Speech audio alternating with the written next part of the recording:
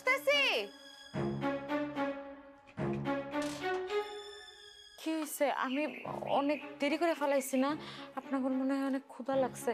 আসলে পোলাটা রাতে ঘুমাইতে দেয় নাই তো, আমি এখন তাড়াতাড়ি নাস্তা বানিয়ে দিতেছি। আপা ক্ষুধা লাগে নাই, উনি তো কাল রাত থেকে অনেক অসুস্থ, গায়ে মুখে সারা শরীরে কি জানি উঠছে, দেখা তো মনে হইতেছে কুষ্ঠরোগ হইছে। কি কোন এগুলা?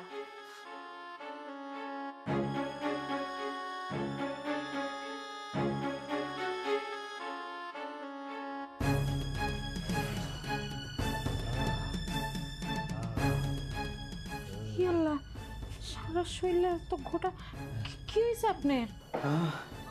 জানি না। দেখা বুঝতেছেন না কুষ্ঠ হইছে, আর শ্বাসেরও মনে হয় টান আছে। কাল গভীর রাত থেকে শরীরে অনেক জ্বর।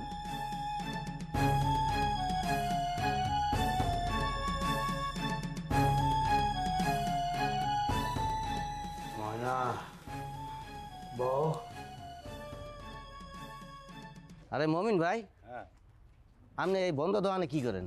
এই চা খাওয়ার জন্য আসছিলাম, আইসা দেখি দোকান বন্ধ। ও, শুনছেন কিছু? না তো। সুজন আছে না, হ্যাঁ।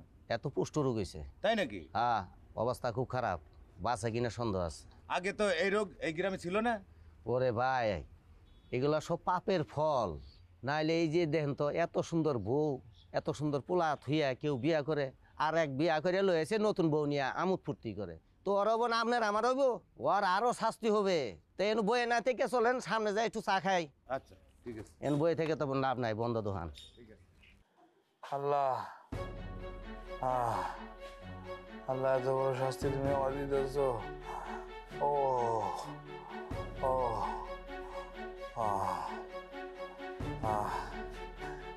আরে কি লো? হ্যাঁ, কথা কইতেছো না কেন? কি করতেছো তুমি? হ্যাঁ, আমি চইলা যাইতাছি। কি চলে যাইতেছো? মানে কি কইতেছো? আমার সাইডে তুমি কই যাইবা? হ্যাঁ, তোমার লগে থাইকা কুষ্ঠরোগ হয়ে মরণের স্বাদ আমার নাই। আর শোনো, তোমার সাথে থাইকা আমার এই সুন্দর শরীরটা নষ্ট হয়ে গেলে এইটা বেচেও তো খাইতে পারব না। ময়না, আমার কথাটা শোনো, আমি তোমার অনেক ভালোবাসি। রাখ বেটা তোর ভালোবাসা, আমার মতো বেশ্যারে কেউ ভালোবাসে না।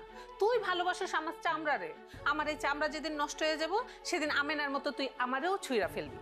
ময়না, ময়না দেও, তুমি আমার সাইডে যাও না। আমার এই অবস্থায় তোমার যাওয়াটা কি ঠিক হইতেছে? কও। কইলাম না তোর লগে থাইকা মরণের স্বাদ আমার নাই।